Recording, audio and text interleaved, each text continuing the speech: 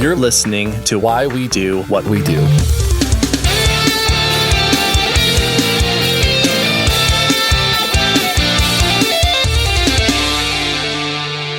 Welcome to Why We Do What We Do. I am your vestigial reptilian host, Abraham. And I'm your clearly mammalian host, Shane. Ooh. We are a psychology podcast. We talk about the things that humans do and why they do them and what they do, that they do them for reasons. And so that's what we do. Yeah, that's what we do here today. We are going to talk about lizards, but not in like a fun way. In a debunking, myth-busting sort of way. Yeah, our favorite kind of episode. So as I said, we do psychology things, and sometimes we like to unpack the ideas that permeate culture that seem to exist out there and that are pretty much demonstrably false through and through.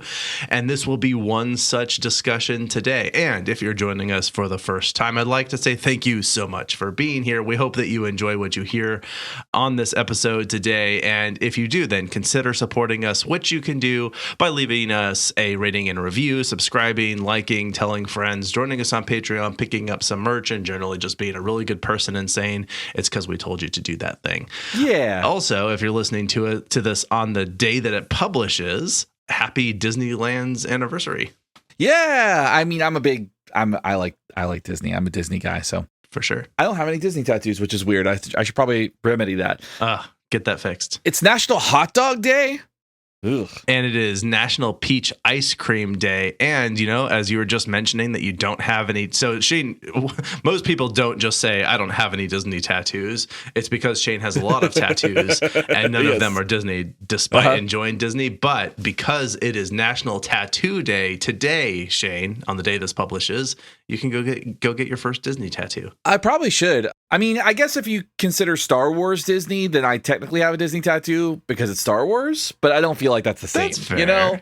Yeah. I mean, yeah, well, it's not original Disney IP for what it's worth. Yeah, exactly. Anyway, it's also Take Your Poet to Work Day. So if you own a poet, make sure you bring him to work or her to work or them to work. Also, turn yourself in for enslaving another human. Yeah. It is World Day for International Criminal Justice. Speaking of turning oneself in for doing crime. Yep. It is also World Emoji Day, or a return to hieroglyphics. That's right. That's pretty good.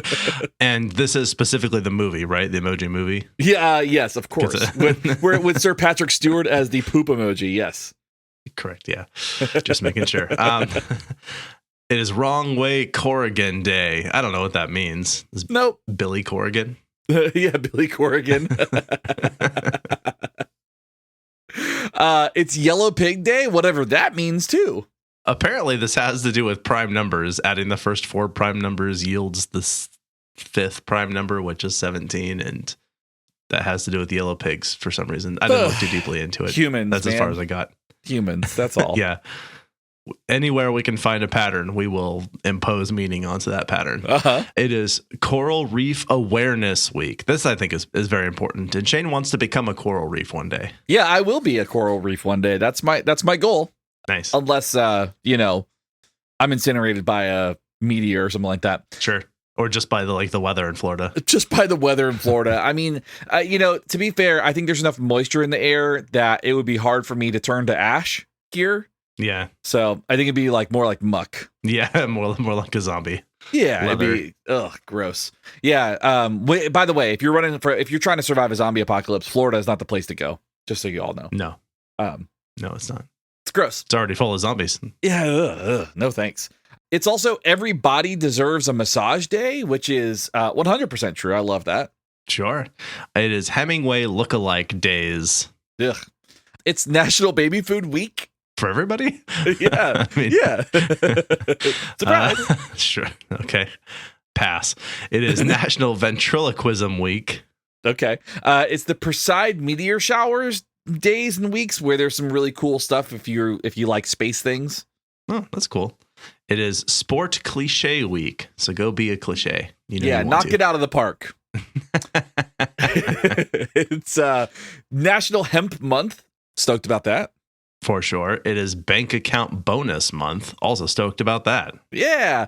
It's also cell phone courtesy month. Big fan of that, especially when you go to the movies. For what it's worth, it is also send an electronic greeting card day, which is funny because we actually just had like National Card Day, like it was like Act of Random Cardness or something like that, or ARC. Yeah. Something like that. And I was like, oh, you should send an e-card instead to save paper. And now there's a whole holiday for that. That's fun. Yeah.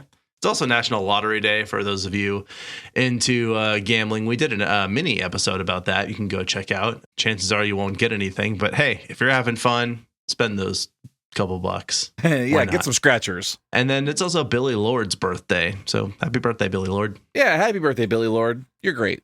We're actually not talking about celebrities or sports or holidays or any of that nature. As we said, we're actually talking about our lizard brains. And this is a phrase that many of you will likely have heard in various aspects of life, I think. It's kind of hard to avoid at this point. The whole idea of us having a part of our brain that we retained from lizard ancestry. Yeah, I think metaphorically it's often used to describe when we decide to engage in some kind of impulsive or primal type of behavior. Like it's kind of like it's when somebody does something animalistic and people go, yeah, it's because of their lizard brain. Their lizard brain kicked in and this is what happened. And right. You know, I don't remember like recently where I heard it or why, but I was like, we got to talk about this because it's not, but like, it's a thing that we had to like look into, you know? So that's how we arrived here at doing the lizard brain episode. Yeah, I think you're exactly right. And very good point to state that up front, that it's invoked in these situations in which someone is describing, I think your impulsivity is a very good way of characterizing it, but also sort of like just a reactive reflexiveness that looks so, or maybe looks and feels so unavoidably reflexive that it's almost part of our biology. Right. It is part of our genetics. It is an unavoidable biological necessity that we would behave that way. Right. It's so close to being there, but it's not, because you're just kind of, you'll see what we mean when we unpack it. So I think what we're trying to answer today, the question we're trying to answer is, what is lizard brain? What are the effects of lizard brain and what does that look like? And really, ultimately, does lizard brain even exist in humans? We know lizard brains do exist because lizards exist, but does a lizard brain inside of a human actually exist? And that's a question that I think we have to unpack. Yeah. I think the implication here is like, what is the evidence? Right. What does the evidence say? Right. So let's start with what is a lizard brain so we can define our terms. As we said, supposedly it's quote, the part of the brain to which primitive, non-rational or self-interested behavior is attributed, end quote. And I think I've heard this said by people where they'll say something like, this person, I don't know, said this thing and my lizard brain interpreted that to mean, you know, a threat. So I reacted, you know, I got angry. I lashed out. Might be a way that they talk about it, as describing how their reaction is attributable to the most reptilian portion of their brain, implying in that instance that there is a reptilian portion of their brain. Right. But what is going on here? Yeah. A term that is going to come up, and I think that we're going to explore a little bit, is there's this idea that the lizard brain is part of what is described as the triune brain or the triune brain. And the idea of that is that there are parts of our brain, like the actual structures of our brain, that are, quote, independently conscious, end quote, and that they govern our emotions and our primal instincts. So this idea of triune brain means that we have kind of this portion of our brain or these structures in our brain that are separate and kind of operate independently than the rest of our brain, even though they're inside of our brain. Okay. We're going to unpack that way more in a second.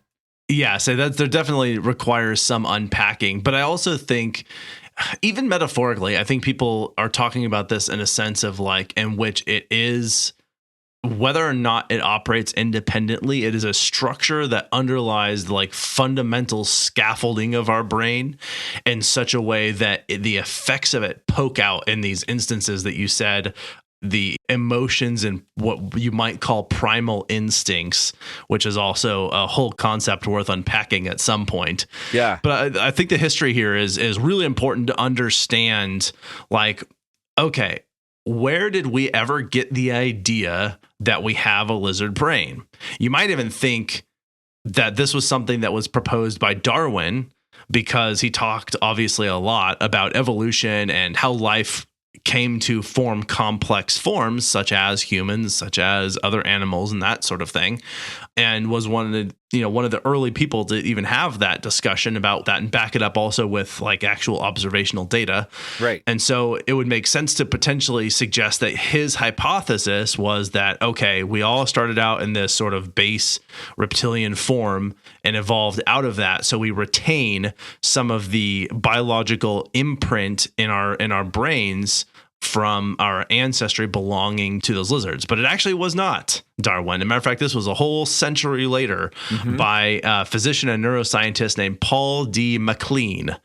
And this is sometime in the 1960s, a time where the future included flying cars and the Beatles hadn't yet discovered LSD. Yeah. What a time to be alive. I think this is a really good point to kind of illustrate that what we are talking about here with this reptilian brain, this triune brain, and this is coming from a physician and a neuroscientist, is he's not describing stuff metaphorically like it often gets used. He's actually, when we get into the triune brain, he's actually describing structures that say this is the reptilian brain part of your brain. And like that, so there is like, this is not like id, ego, super ego stuff. Like this is him actually talking about like physical structures in the brain as being reptilian in nature. And you'll see kind of what we get into when we get into that. But let's talk about MacLean first. So MacLean was actually pretty accomplished. He was a professor at Yale Medical School, worked at the National Institute of Mental Health, which is interesting considering he thought we had 3 brains. Things have hopefully changed since then. Yeah. Some other things, some of his other credentials, if you will, some, what are they called? The things that decorate his walls at the office.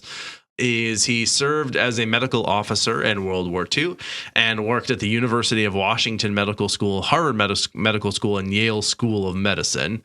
So he, not just Yale, but those other two as well. Yeah. I mean, published a paper on what was described as the visceral brain, which actually introduced the term limbic system. So if you've heard the phrase limbic system, Paul MacLean is the reason that term exists. That's interesting. That I definitely did not know prior to this episode. Yeah. He was awarded the Distinguished Research Award of the Association for Research in Nervous and Mental Disease in 1964 and served as the chief of the Laboratory of Brain Evolution and Behavior with the National Institute of Mental Health. So he was like in it.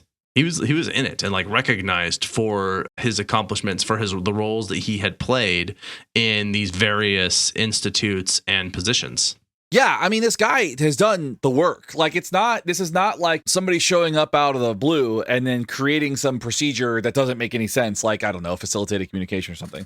Like, it's, it shows up like we're talking about like actual accomplishments through neuroscience, through studies, running research labs, working for the National Institute of Mental Health. Like, I mean, this guy has done some work. Like, I couldn't really find a lot on his personal life. And so I'm not gonna begin to go down that path. But as far as like professional work goes, I think that he's done some pretty cool things. But the thing that he is often accredited or the thing that he has done, he's credited for creating, is this reptilian brain. And through his study and the development of some of the stuff that he's worked on, he came up with this triune model, this triune brain model, which he was able to create as a pretty interesting concept within the world of neurology and psychology. But what does any of that mean? When we say triune brain, what at all are we talking about here? And I'm going to leave you on that cliffhanger and run some ads first.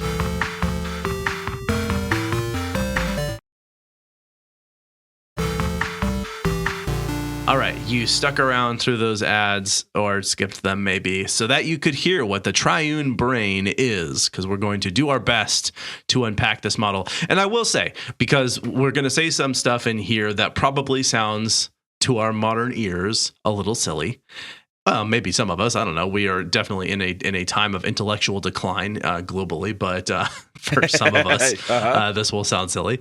But I also think it is worth pointing out that many scientists who were very smart, very accomplished, and understood a lot about several parts of their respective fields in ways that were often that maybe felt retrospectively well ahead of their time, who also held very silly pseudoscientific ideas about things because they just didn't know better. You know, like some people, what is now settled science was at the time just a hypothesis. Right. And so multiple hypotheses existed that seemed like there was sufficient evidence to suggest that any one of them could be the right direction.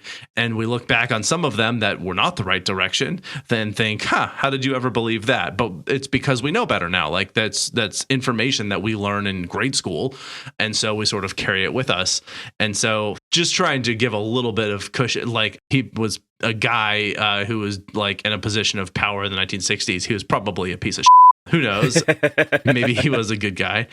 But just trying to couch, I think, the theory here, or the hypothesis here, inside of that context of understanding that we're fallible and we just don't know what we don't know in these particular points in history. I think that's an excellent point. I think that's what happens with science, right? Science is full of hypotheses, and eventually they get pruned away depending on what we discover and what we refute, right? Like, and then that's just ultimately what happens. And this is one of those ones that when it first came up, it was fine to study, and they started studying the neuroscience of it, and then it eventually got pruned away by new information, right? New stuff. And like, you'll see when we get into some of the stuff later that like, this wasn't really debunked fully until like 2 years ago. So we'll get into some of that. So now, in order to understand what we're talking about here, and in order to understand what reptilian brain, lizard brain is, we have to understand where it fits in the model developed by Dr. McLean. So the origin of the lizard brain is directly tied to the model of the triune brain. And for those of you who are wordsmiths out there, I've said the word triune brain a few times. Tri comes from the Latin meaning three, and une or un comes from the Latin unus, meaning one or unique. So effectively, the word triune means 3 in 1. That's a good bargain. I think so, right? Especially for brains. Yeah. Yes. Okay, so essentially the idea here of this triune brain is that there are 3 distinct complexes that are related to those above, those previously mentioned emotions and primal instincts that we've talked about. So we're going to go over each one in a little more detail. So the 3 complexes that are hypothesized to exist actually exist as physical structures in every human being's brain is the reptilian complex, the paleo-mammalian complex, and the neo-mammalian complex. And so we'll start with the reptilian complex. Yeah, the reptilian complex is the name given to the basal ganglia. So in some models, this falls within descriptions of the limbic system as well. And so we'll talk a little bit about that later.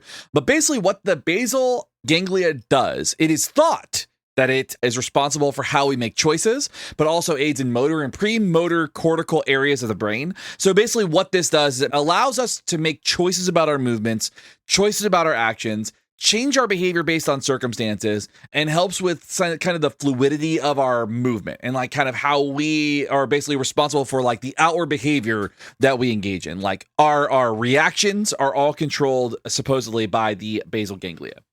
Okay. And then there is the paleo-mammalian complex, and this is the name given to a group of structures that include the septum, amygdala, hypothalamus, hippocampal complex, and cingulate cortex. I should have put a trigger warning at the top of this episode that we were going to be throwing some neuro jargon at you in large gobs. So this is the most gobby part of it, though. So once we're through this, there will be less. Yeah. Anyway, as we were saying, that this group of structures is what he described as the limbic system. So they're both part of the limbic system. So it's interesting. So everything that was described in the paleo-mammalian complex, the septum, the amygdala, the hypothalamus, like all that stuff is described as part of the limbic system. But on some resources I found, it also included the basal ganglia as part of the limbic system, and some it did not include that. So there is like some, I think there might be some discourse around that, but I'm not quite sure. It was hard to pin down. Okay. Well, sure. I guess I feel like I should know the limbic system better, but I'm not in the neurology portion of things and have a maybe somewhat controversial view about the relative role of the geography of the brain and how it contributes to learning. Yeah. So. Yeah, we've got some biases over here, I think. Yeah. Anyway, so these structures that I mentioned with the hypothalamus and amygdala and all that are said to be responsible for things such as motivation, emotion, and behaviors like feeding, reproducing, and parental behavior. And as I said, this is the paleo-mammalian complex. This is the idea behind what those structures are. Right. And then the neo-mammalian complex is the more complex kind of like set of structures that focuses on the cerebral neocortex, which is generally only found in higher mammals. So like more advanced, more complicated, or quote unquote more evolved mammals tend to have this neo-mammalian complex that allows for the capacity for language, abstraction, planning, perception, tool use, like stuff like that. So you'll see a little bit of that complex in those quote unquote, like higher intelligence types of mammals, if you want to go that route. Okay. So basically they're sort of saying that we know that there are these structures in the brain, and they're correct. Those are all structures that we've identified in the brain. And then sort of drawing a line of demarcation to suggest that these certain structures belong to a sort of general categorical complex that's related to something with respect to our evolutionary history. Right. So we have the reptilian complex is a certain part of the brain, then the paleo-mammalian complex is another part, and then basically like it's evolving up, right? Basically, I think is the way that they sort of see this is you have your little germinated part with the basal ganglia. That was one of the earliest evolved things. Then we evolved on top of that, this paleo-mammalian thing, and now we're getting close to humans.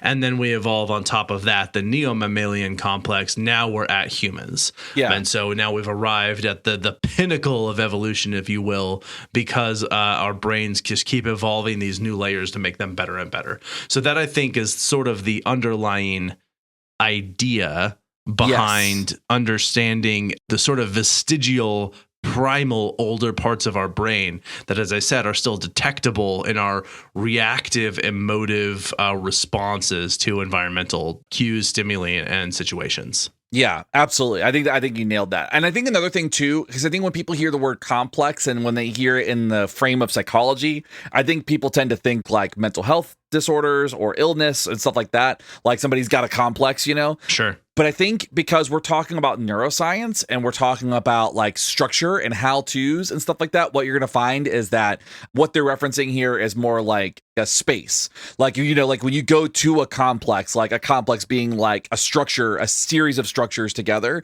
And that's kind of how they're referring to the complexes here. Like they're like structures and like locations in the brain made up of that. So that's what they, I think, are referring to with complexes here, not like mental illness. If that helps kind of maybe give you more like idea on like language and how they're describing certain things here too. I think it makes sense to understand why that word was sort of chosen. And maybe there was some amount of, if you just change the stressed syllable from the first to the second, it becomes complex. Yeah. And then maybe that's what they were up to. Just kidding. Yeah. They weren't. That's just me trying to be punny and not doing a very good job of it. All right. So those three complexes, the complex complexes, these are the players, okay, that we're sort of talking, that we're dealing with here to understand this.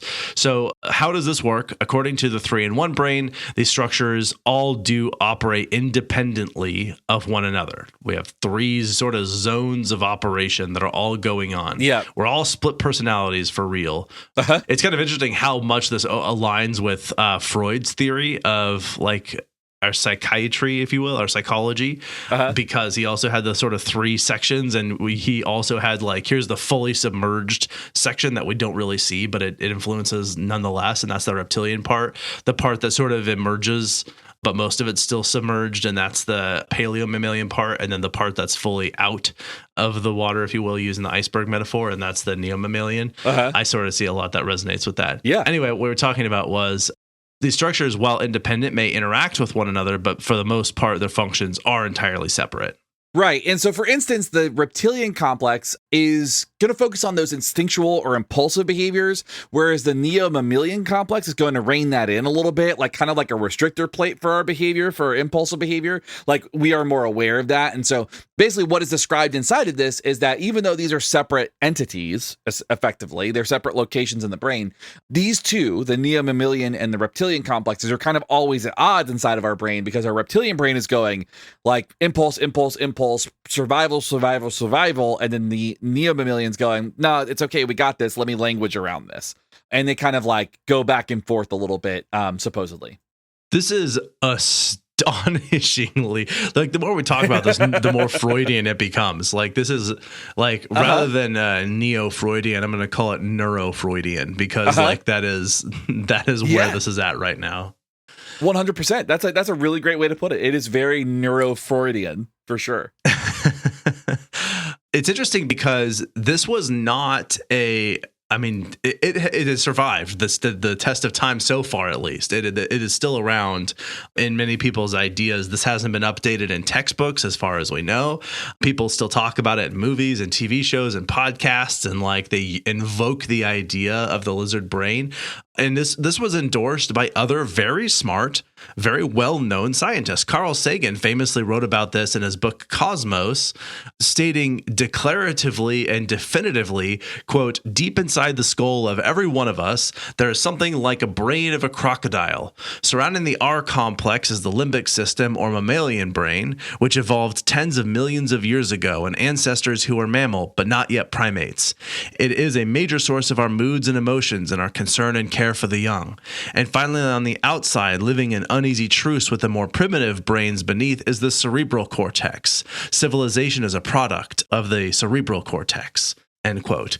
He really did endorse and seem to believe this idea that our brain just sort of evolved layers like an onion, but nevertheless retained the reptilian structure and origins of our humble beginnings as sea creatures that eventually wandered onto land. I think it's a useful way, like a useful metaphor to describe why we still have like things like we need to eat, we need to sleep, we need to do those things, right? Like I think that gives like some like ideas of like, that's great. Like I think it makes sense, right? Like so from an evolutionary standpoint, we evolved to do X, Y, and Z. So like that is, you know, like because you'll hear people talk about like genetics that are like ancestral, like behavior, like you'll hear those types of things, right? So I think it is useful to understand that like we as an evolved organism have evolved over centuries, millennia, you know, millions of years to do the things that we do. And so there is going to be leftover debris from like times where we were hunter gatherers or survivalists and stuff like that. So like I understand where they're coming from, but at the end of the day, the question I'm left with is, but aren't we mammals? It's sort of. I mean, depending on where you're coming from on this, I will answer that question after we demonstrate how much we have devolved, and that is with ads.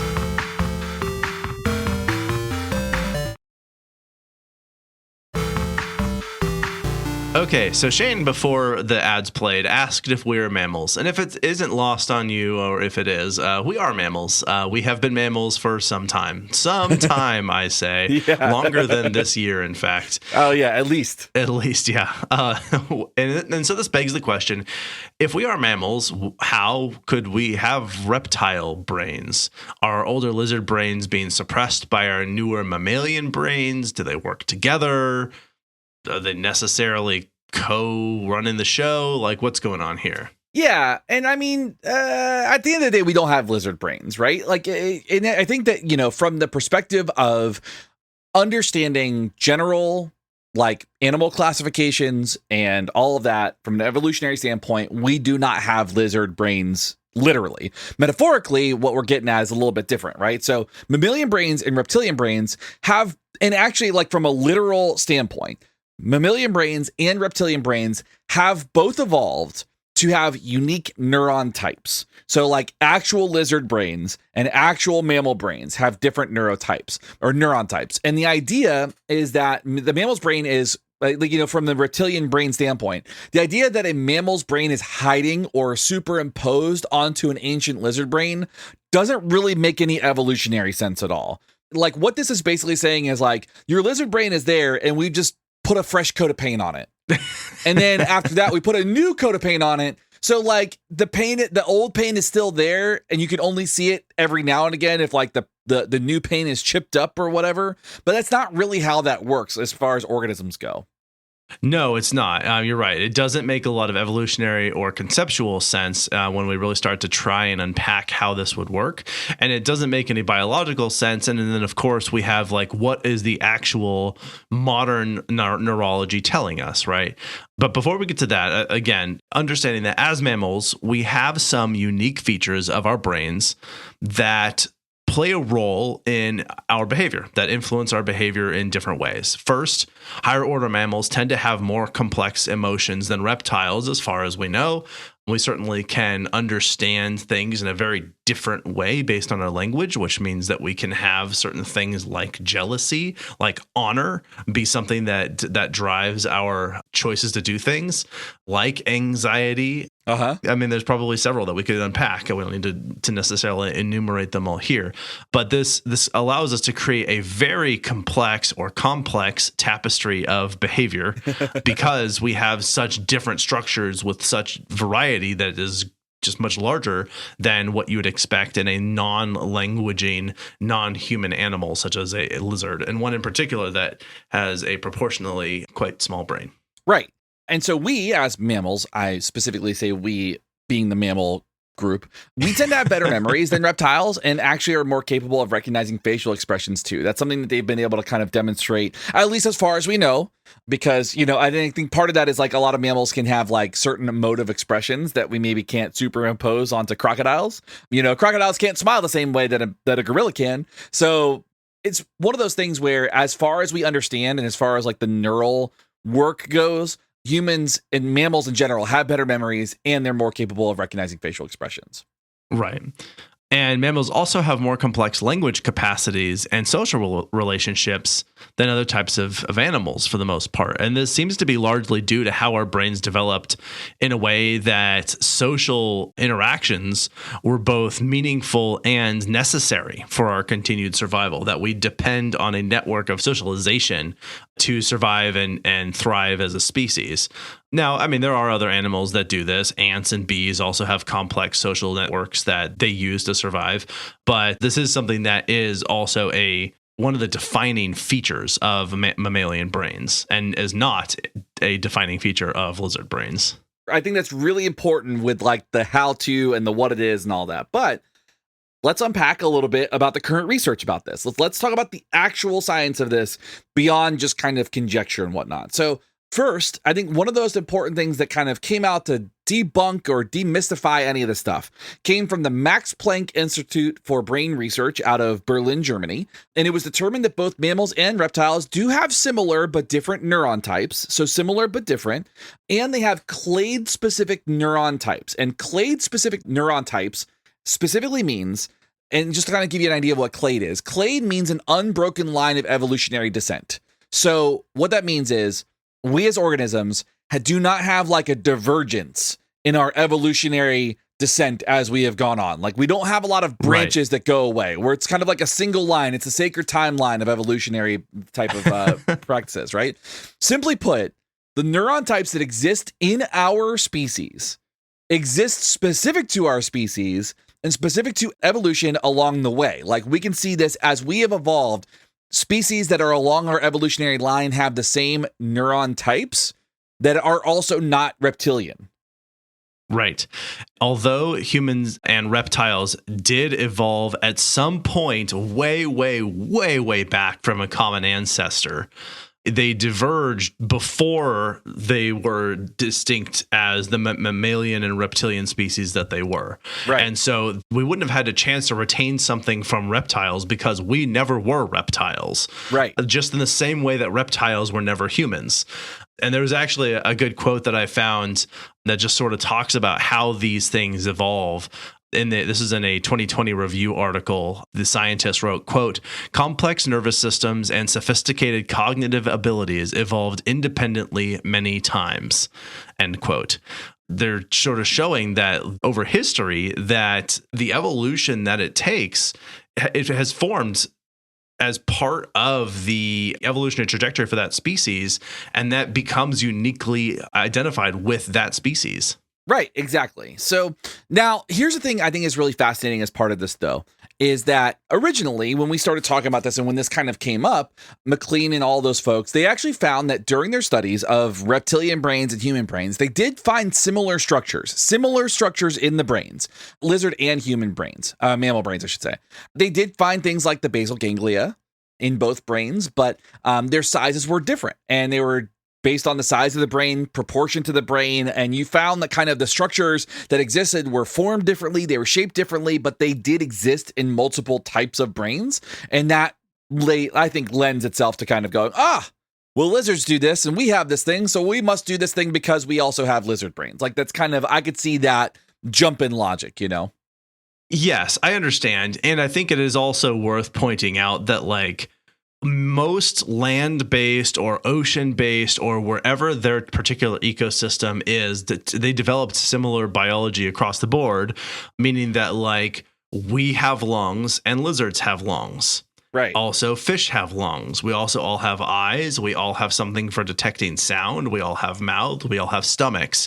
We all digest and process energy by consuming it with a mouth and turn that thing that we consumed into energy for our body, and then eliminating the waste left over from whatever we're not able to turn into energy. And so, like, there's a lot biologically that we have in common. Right. And it's not evidence to me that we have vestigial leftover lizard parts that, again, we weren't ever lizards, but Sure. it's not, it makes sense to me to say that we don't have those, like our lungs. The fact that we have lungs and lizards have lungs is not evidence of the fact that there's a vestigial lizard thing, you know. Right. That is a adaptive structure for creatures on this planet, that they are able to consume oxygen necessary for their brain functions to happen. So that also means, in my mind, that it makes a lot of sense that we'd also have somewhat similar brains, because we have somewhat similar bodies, and the brains need to do somewhat similar things to have those bodies work the way that they do. If we had radically different organs and radically different structures that, like, you could not find that same thing in other species, it would also make sense to me that the brain would similarly be set up differently to connect those different systems together in a different way. Right. And like, we've never seen anything like that, because we evolved from common ancestors on this planet, except that we kind of have. If we look at something like a plant is a living organism. It does not have a brain. It also does not have lungs or Nope. stomach or anything like that, but it does consume, it does breathe, in a manner of speaking, and it does consume energy and turn that energy into growth and production. And then it also excretes waste. Right. So, like, a plant is a thing that has evolved separately on this planet that does, and so it has different biological structures to it. So anyway, that's just thoughts that I have in terms of, like, if we're trying to just depend on the structure of a thing being evidence, I just think that's not good evidence for this particular phenomenon. Yeah, it's not complete. I mean, and that's, I think, the thing. It's like, it's just not a complete analysis of that. And it's not, I don't think that you can there's not a one-to-one match on this. So, and just kind of like talking about brains in general, right? When it comes to basic neurology, the mammal brain is made up of large regions and has unique structures that independently are likely, and I say likely, responsible for certain features of the human experience and how we process information and how we take in, like, how we do all these things, how we think, how we do everything, right?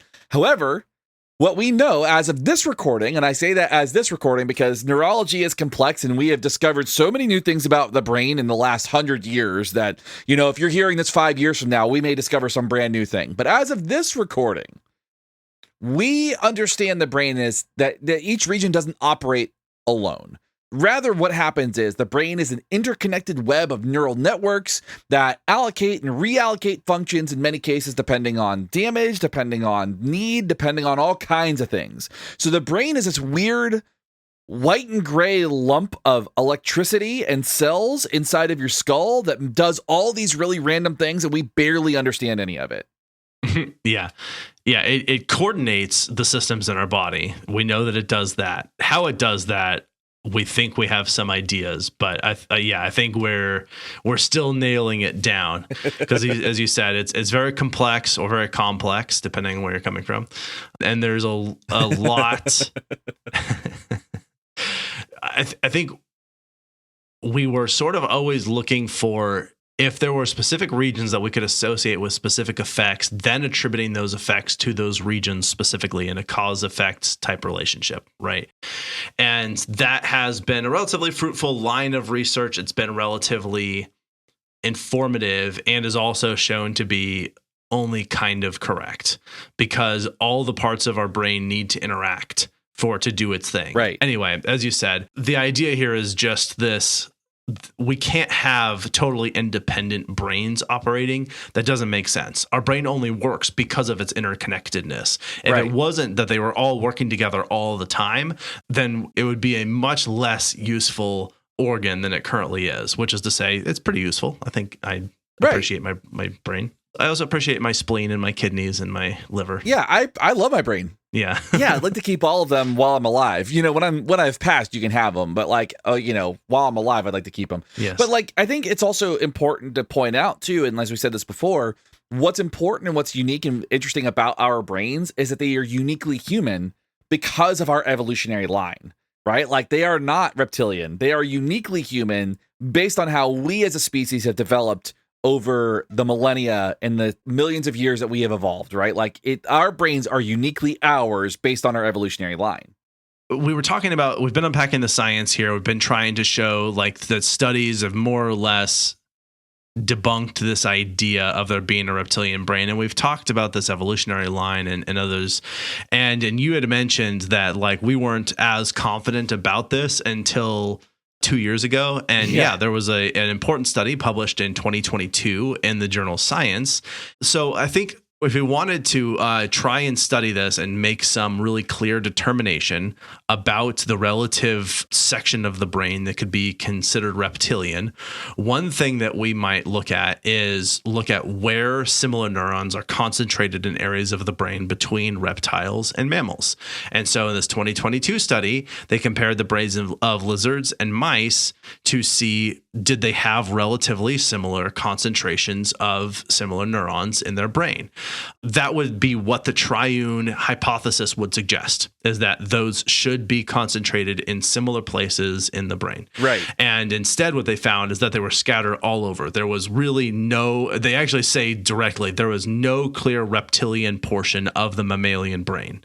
Again, the idea there doesn't even really make a lot of sense, but they were also trying to prove it. So the hypothesis that would be the case was further disproved by more empirical objective evidence. We just don't have reptile brains. We just don't. Like the evidence is very clear. We just don't. That's the conclusion. Yeah, exactly. Evolutionarily, it wouldn't make sense, and there's no evidence to show that would have been the case. Neurologically, it doesn't seem to be the case, and behaviorally, it doesn't seem to matter, but it also doesn't seem to be the case. So there's no way to build a foundation of support for this idea at all. Right. And so then you have to ask the question of like, why do we keep talking about it? Like, why do certain concepts inside of psychology continue to persist well after they've been debunked, right? And we've kind of had the conversation about like a lie or like an idea can carry on when like scientists try to disseminate this, and we'll talk about that in a second. But really, I think the first thing is the reptilian brain continues on because it's very easy to blame my impulsive behavior on that. Oh, I didn't have the impulse control, so I bought every record. Like that's got to be my reptilian brain getting emotional and getting impulsive and doing those things, right? So like I think for some people, it's very easy to have like a quote unquote cause for certain types of behaviors, and it's very easy to go back to being like, oh, that's my lizard brain getting in the way, like that's why I do things that I can't explain. Second, and in my mind, very importantly, is this idea of lizard brain has got just the best PR. Yeah. I mean, this is a snazzy, easy name. I mean, what could be easier to understand? You don't even really need to know the actual idea suggested here to get the metaphor of what someone might say when they say my lizard brain. And like complex webs of neural networks and evolutionary lines, or that my brain was a lizard brain one time, but I got better. But I got better. The Monty Python thing. Got better. Yeah. That's exactly what that was. Yeah. That's it. Like, it's easy to glom onto, right? Like, you go, oh, lizard brain. I understand the idea. Simple brain. Like, so when I do simple, unexplainable things, it's my simple brain getting in the way, right? Yes, exactly. Yeah. That like there's this, as I keep saying, this vestigial tiny part of me that still has the wheel sometimes. Yeah, but for some reason, lizard brain has not been used as like a defensible thing in court yet. So we'll maybe one day we'll get there. I don't think it will though, especially with this new studies. Like, so these new studies that kind of debunk it. Yeah. And I think the most important thing that we keep coming back to, and it's actually like a core value of the show, is that generally science communication is bad. So we want to do a better job of communicating science in a really meaningful and positive way because people just don't understand science stuff. And especially when there's like easy names and easy concepts that come up that like make sense even logically on some level, like, but when the minute you put any thought into it, it falls apart, right? But the idea that like there's a part of my brain that is simple and primitive that explains my impulsive behavior, like that feels good for people. When we try to explain the science around it, we don't communicate that well. I mean, all you got to do is read Paul Offit's Bad Advice to know exactly how bad science communication is. Yeah. Because he does a great example of explaining why it's so difficult as a science to explain concepts like neural networks and how your brain, we use 100% of our brains. We just don't use it all at the same time every single time. Yeah, that's a seizure. That's bad. That's really shouldn't use all of it at the same time. But the point is like, when you have something like lizard brain, that's an easy concept for people to understand. It's got a cool name. And the other concepts related to this are really complex to explain. Like, we are always going to fail as scientists unless we do a better job of disseminating and finding better ways to get information out in a meaningful way. Yeah, and I think inherently there's sort of an issue here where simple, poorly thought out ideas can have simple, poorly thought out slogans. And simple slogans are easy to remember. They're catchy, they're fun. They often make us chuckle, and that stands out in our memory because it's entertaining. But complex ideas or complex ideas, it's hard to sum up the nuance of those ideas with like a quick heuristic. Sometimes they do a really good idea. So like the reason that they call people maybe haven't heard this. So again, science communication, not as good of a job as I'm giving it credit for right now. But like they've tried to describe that there's the speed of light is like a speed limit for our universe. Like you can't go faster than that.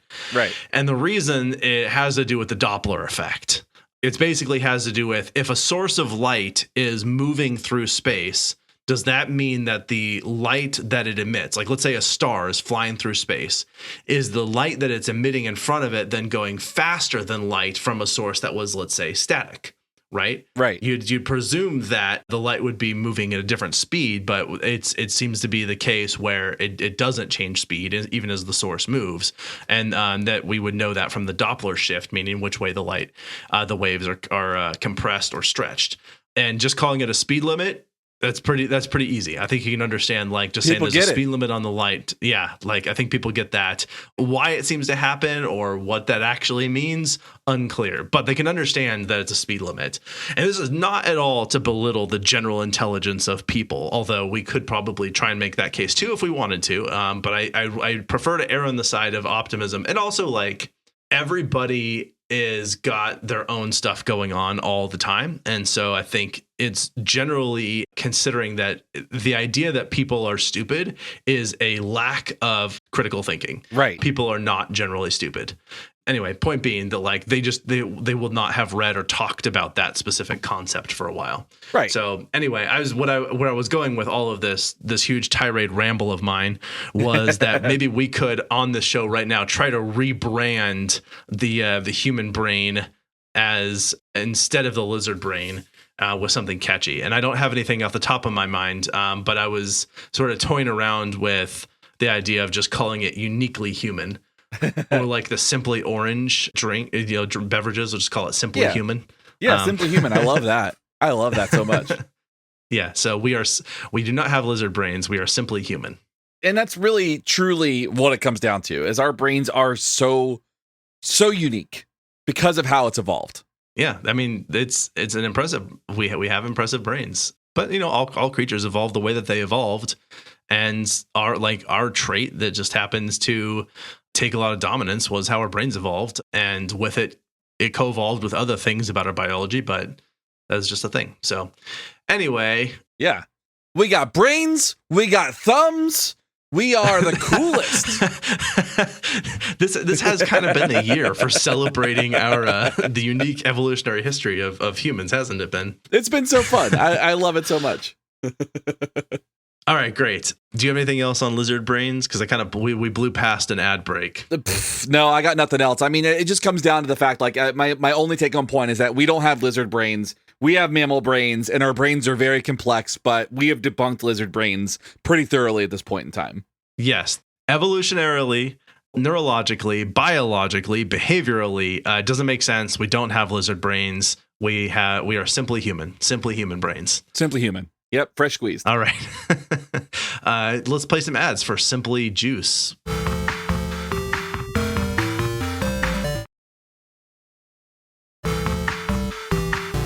I was going to say make some recommendations, but we've got other things to do first, which is to give credit where credit is due, which is to say that if you would like to support the show, if you liked our weird, rambly, jokey style of trying to explain these topics and debunk myths and that sort of thing, then we love you for loving it. And we can all love each other together by, Jesus, I'm doing so bad with the euphemisms today. We can all be friends if you come over to Patreon. Oh no. And when you do that, you get ad-free content, early episodes, all kinds of good stuff. And plus it helps support the show. We have a Discord. You can talk to other people about it, that sort of thing. And we appreciate all of you. And also, if you do that, I will read your name. So thank you to the following people who have helped continue to make this show possible, which is Mike M, Megan, Mike T, Justin, Kim, Joshua, Brad, Stephanie, Olivia, Brian, Ashley, Kiara, and Michelle. Thank you all very much. Yeah, y'all are the best. The best forever. Of course, thank you to everyone who is listening to us today. We like having an audience for our show. It's kind of important to having a show.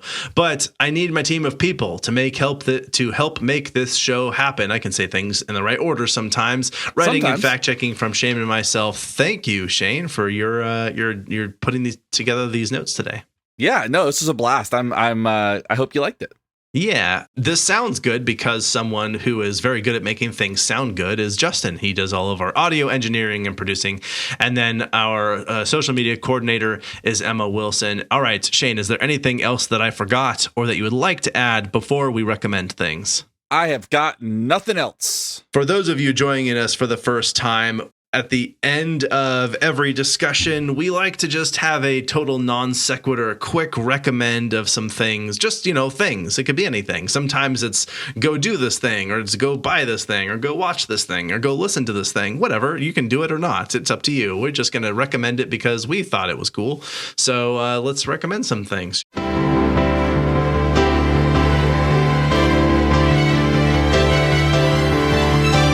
Recommendations. This weekend, I watched a movie called Dope. So the tagline for this movie is, "It's hard out here for a geek."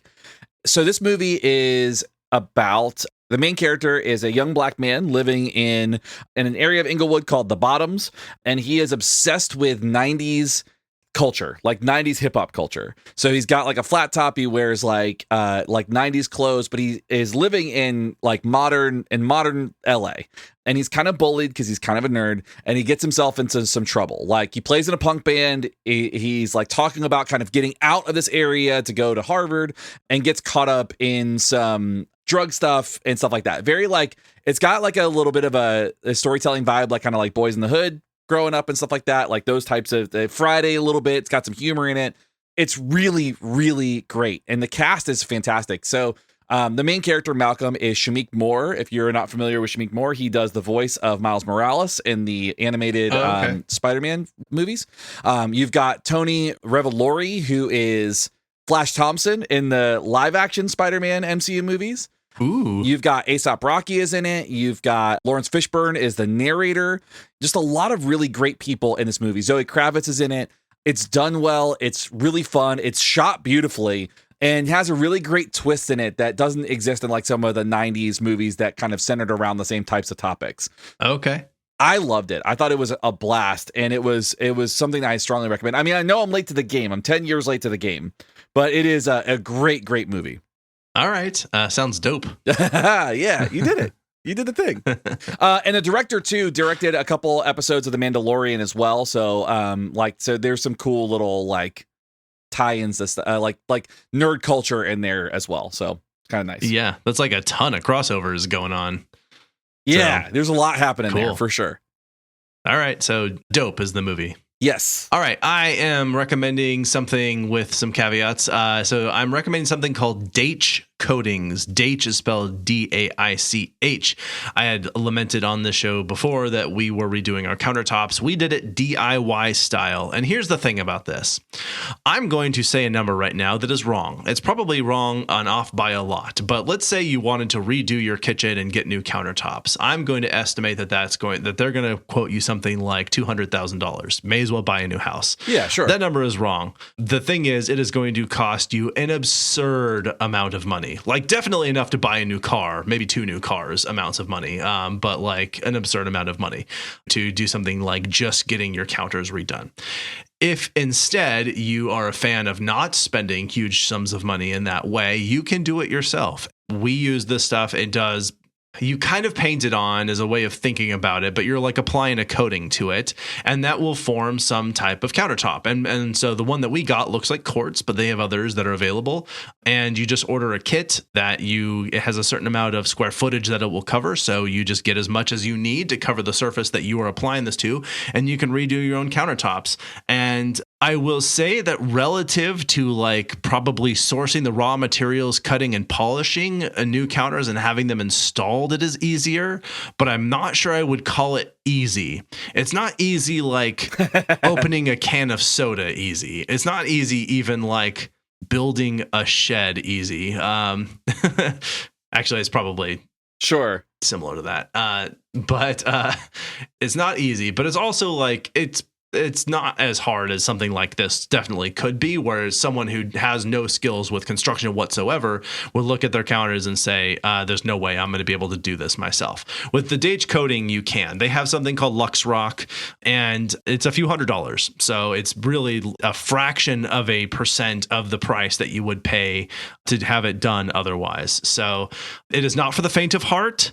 I recommend if you're going to do it, like you give yourself probably a week off of work to deal with it, or at least don't have any plans for a week. Sure. And really dedicate your time to it. And because it takes, depending on how much surface you're doing, it takes a while. Mostly it's because you have to have like a 24-hour drying period for some of the coats. Sure. And so it's like you do a coat and it's like you just can't use your kitchen for a day before you do the next thing. And then you can't use your kitchen for another day. Right. So if you can stand to not have your kitchen for a couple of days and like eat out for every meal, you technically could get it done in probably 3.5 days if you're like really on top of it. But it's just steps. Like it takes a while to apply it, to clean it, to sand it, to prep it, all of that. So like there are things. So anyway, that was a really, really, really long description of this. Long story short, too long, don't read, way too late for all of that. It is a DIY way of doing your own countertops. And the final product is incredibly good. Like it is really looks remarkably authentic and genuine. And regardless of whether it is actual real quartz or whatever, it gets the job done and looks nice. So who cares? That's all that matters. Yeah. All right. Well, that's way more than I needed to talk about this particular product. But if you would like to tell us about your lizard brain or your lack thereof, or anything about countertops or dope, feel free to reach out to us. You can email us directly at info@www.podcast.com. As I said, you can also join us on the social media things and Patreon. And I think that's all that I have. So anything else before we let everyone go, Shane? I got nothing else. All right, thanks for listening. This is Abraham. And this is Shane. We're out. See ya. You've been listening to Why We Do What We Do. You can learn more about this and other episodes by going to www.wwdpodcast.com. Thanks for listening, and we hope you have an awesome day.